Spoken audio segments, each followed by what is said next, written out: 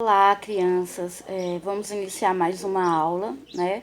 Hoje no nosso horário a gente tem matemática, filosofia e geografia, né? Então vamos iniciar com matemática. Hoje nós vamos fazer a abertura do capítulo 3, que tem como tema comércio e agricultura. Aí logo aqui no início da página a gente tem aqui o que preparamos para este capítulo.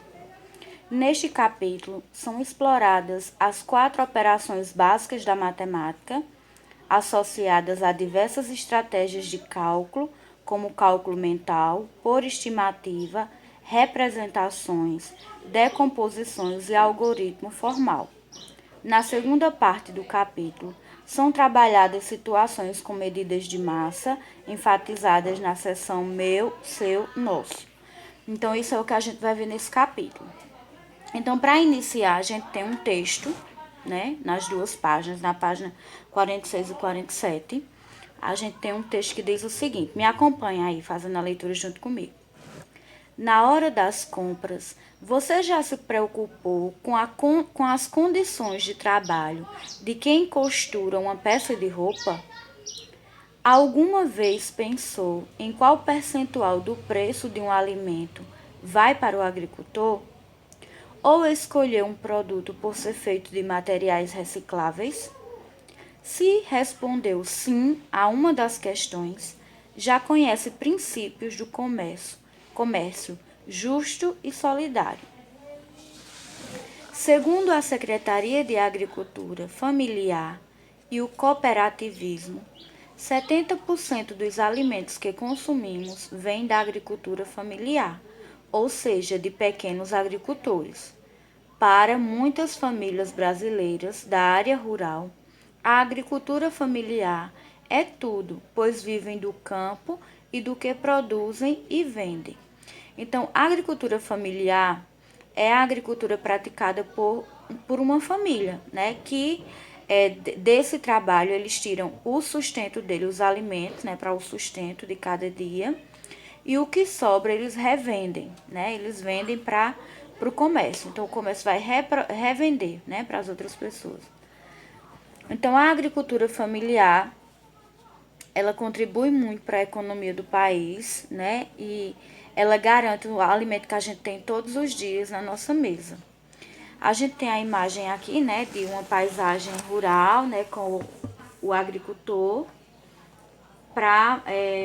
apresentando o tema, né, que a gente está trabalhando.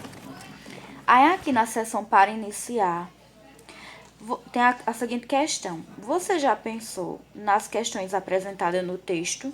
Algum momento você parou para pensar, né, sobre o trabalho da costureira, sobre o trabalho do agricultor, todas as etapas que passa até a gente ter esses produtos na nossa casa? Você vai refletir e vai responder.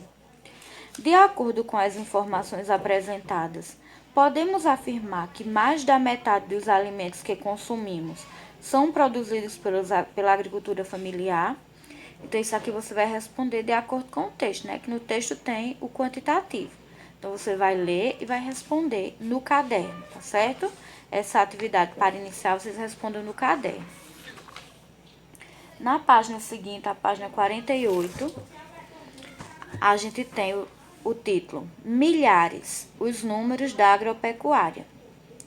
Em 2017, o Instituto Brasileiro de Geografia e Estatística, o IBGE, realizou o censo agropecuário, florestal e aquícola, para conhecer as características dos estabelecimentos agropecuários do Brasil e suas produções. Nessa pesquisa, foram considerados estabelecimentos agropecuários todo terreno, urbano ou não, de um único produtor. Vamos conhecer alguns dos resultados dessa pesquisa. Aí logo abaixo a gente tem uma tabela, né, com a coluna que é o produto, a coluna do meio, número de estabelecimentos e a última coluna, quantidade produzida por toneladas. Lembrando que tonelada, né, é mil quilos, né?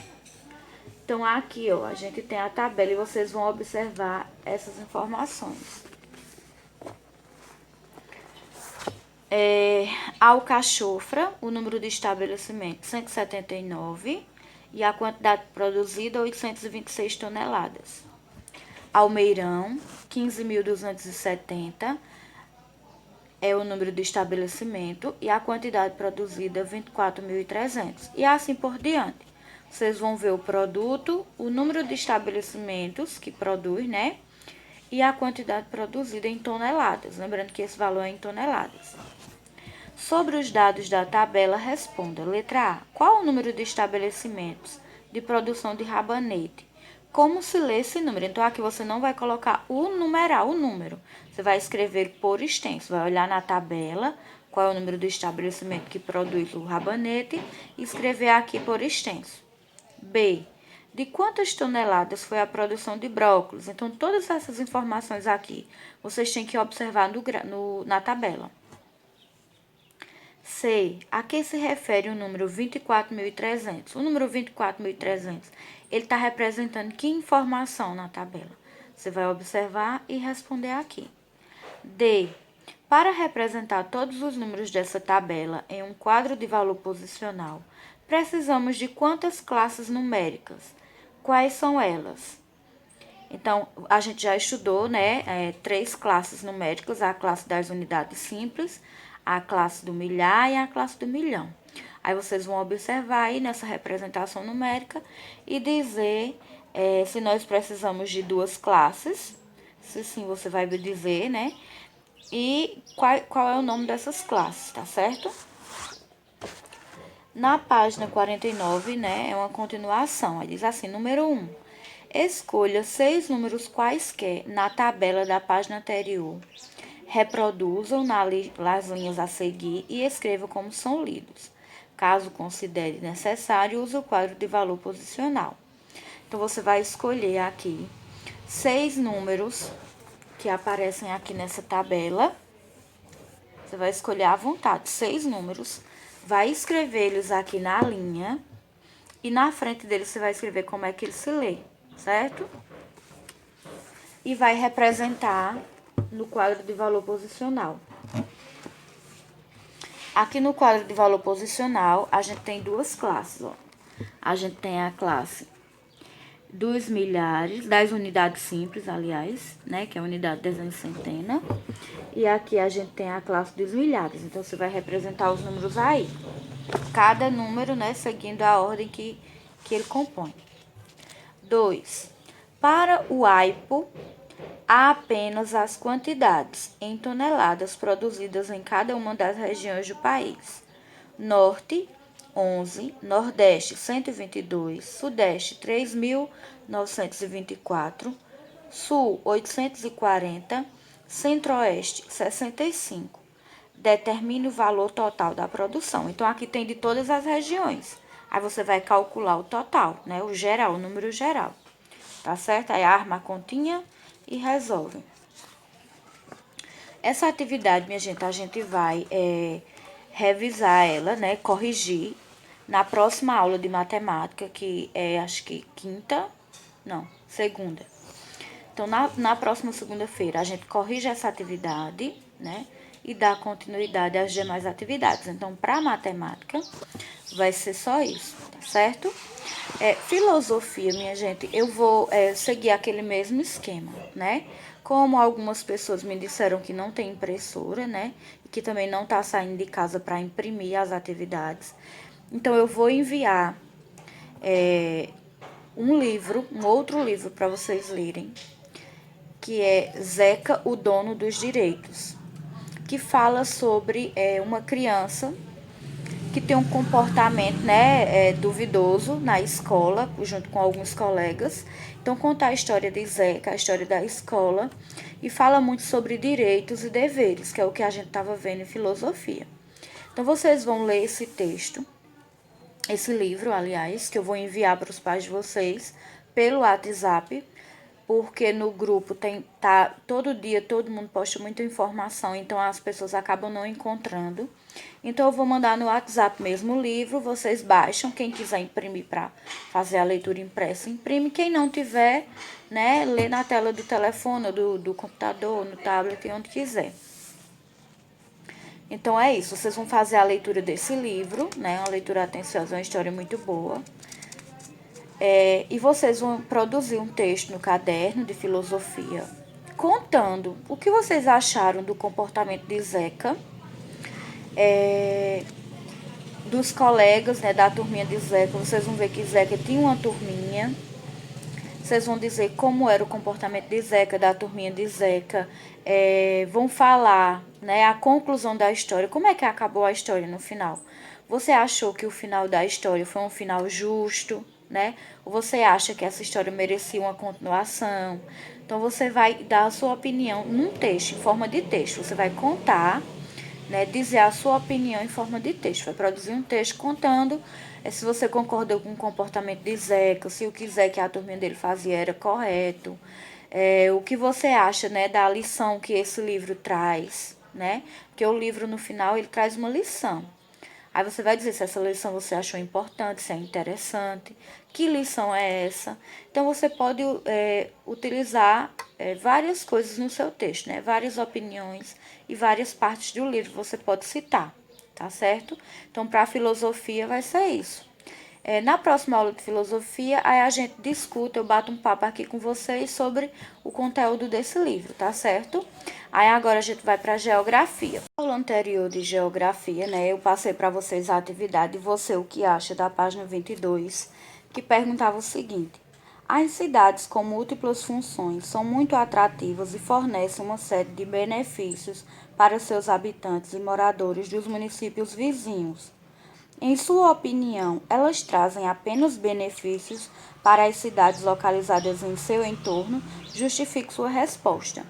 Então, aqui, minha gente, a gente concluiria, né, que não traz só benefícios.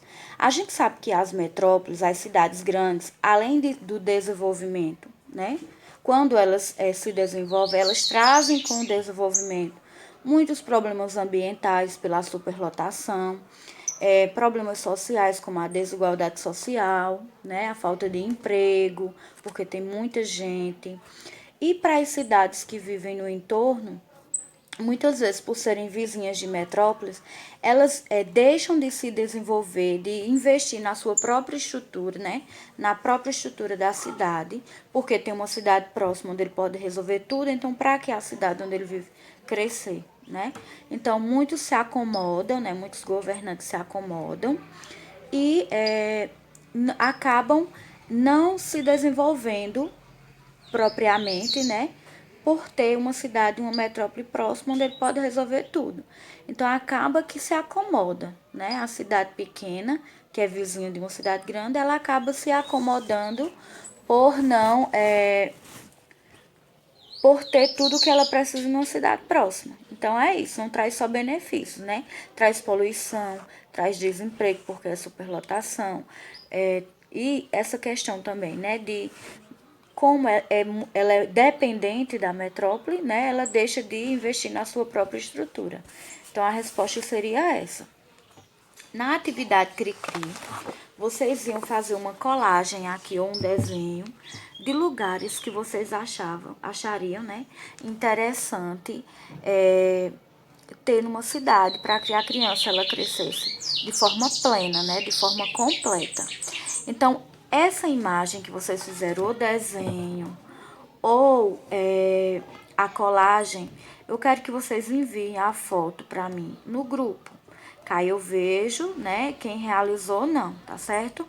Porque assim a gente, nessa interação online, não tem como eu corrigir individual. Então, vocês vão mandando lá a foto, ou mandando no meu privado, que aí eu vou vendo quem fez e quem não fez, tá certo? Mas eu espero que todos tenham realizado. Dando continuidade, eu passei também para vocês fazerem a atividade Vamos Relembrar, né? A questão número 1 era complete os espaços em branco. Então, era um texto lacunado. E dizia assim: a junção de duas ou mais cidades recebe o nome de. Então, eu expliquei, né? Quando uma cidade ela se une à outra, né? Ela cresce tanto que acaba se encontrando com a outra cidade, a gente chama esse fenômeno de conurbação, né? Conurbação. Então, você ia completar aí com a palavrinha conurbação. Na B, A interligação entre as cidades e sua hierarquia recebe o nome de rede urbana. Então, aí você ia completar com rede urbana, que é essa interligação, né? Quando uma é ligada à outra e vice-versa. C. A especialização de uma cidade, que pode ser turística, portuária, religiosa ou múltipla, é denominada, aí você colocaria função urbana. Então, a função urbana dela é essas que citou, né? Se ela for turística, então a função urbana dela é turística. Se ela for portuária, então a função urbana dela é portuária, que é a característica, né? Aquele tipo de trabalho que é característico do lugar.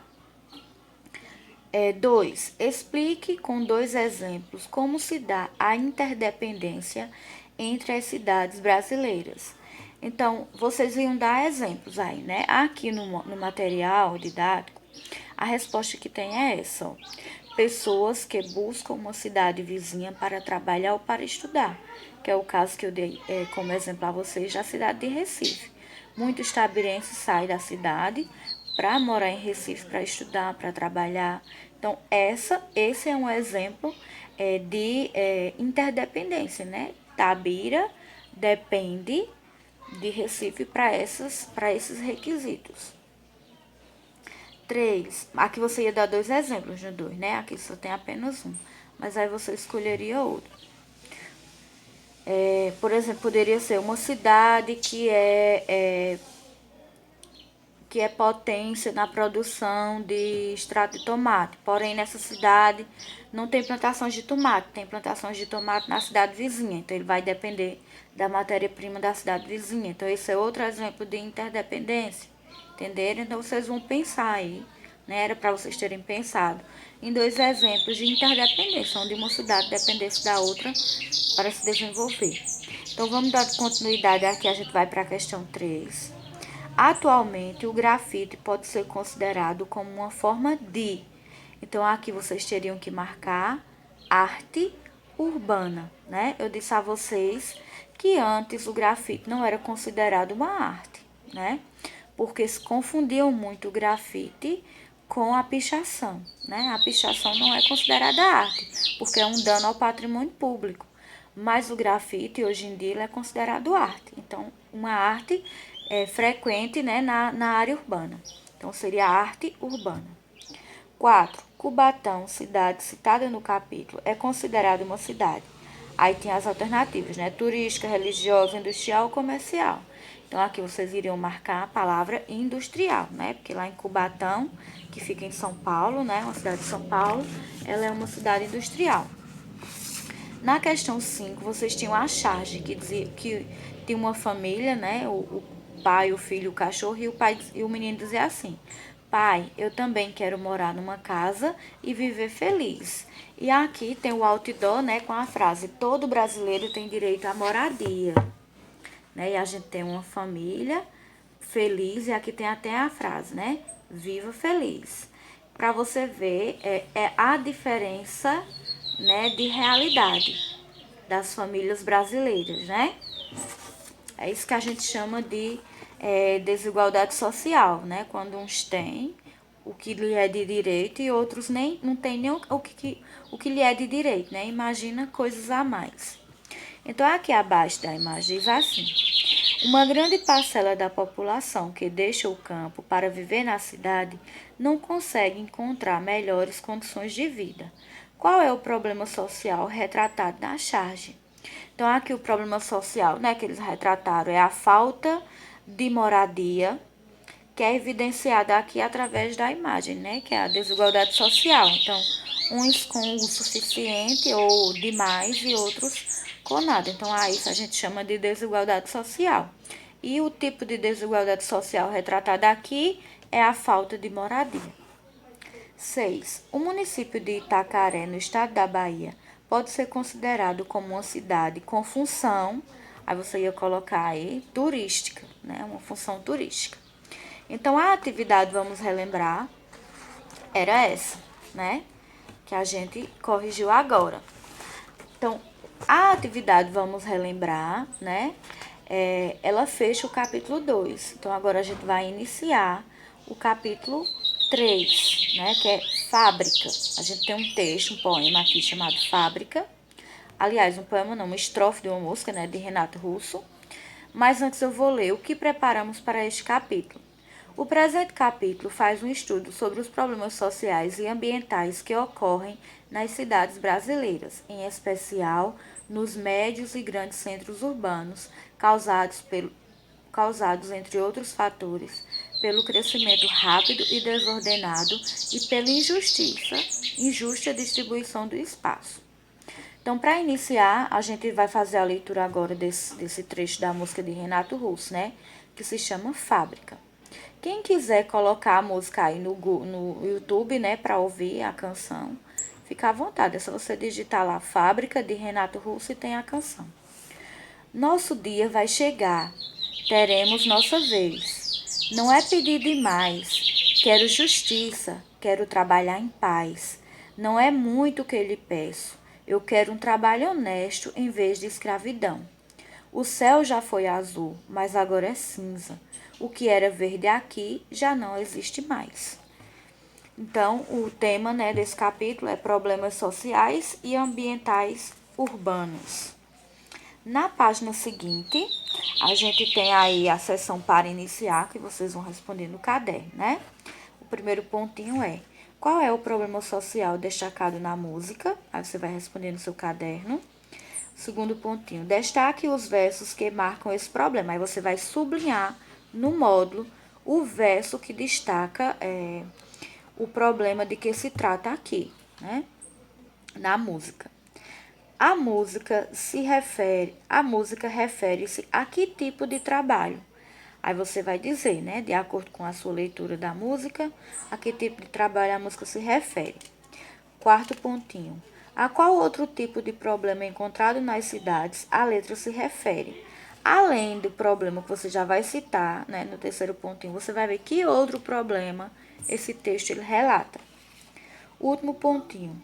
Existe relação entre a letra da música e a paisagem, que é a paisagem que é demonstrada aqui no módulo, né? Aí você vai dizer qual. Se existe, qual, certo? Então, essa atividade para iniciar, vocês vão fazer no caderno. Então, para isso, né, a gente vai iniciar esse capítulo com essa atividade, né? Que o nome já diz, para iniciar. Então, vocês vão fazer aí essa atividade. E depois de fazer essa atividade, vocês vão fazer a leitura do texto Problemas Sociais Urbanos, que vai da página 28 até a página 29. Então, quando for na próxima aula de geografia, aí a gente vai discutir, né, sobre o que fala esse texto. Primeiro eu quero que vocês façam a leitura e depois eu vou voltar aqui na próxima aula, vou ler o texto e vou explicar para vocês, tá certo? Porque como hoje são 3 disciplinas, então eu não quero sobrecarregar vocês de muita atividade. Então, vai ficar a leitura e na próxima aula a gente discute. Eu leio novamente com vocês o texto, a gente discute e dá continuidade às demais atividades, tá certo? Então, por hoje é só. Bom estudo, se dediquem, como eu digo todo dia, né? Um beijo e tchau. Um beijo a todos.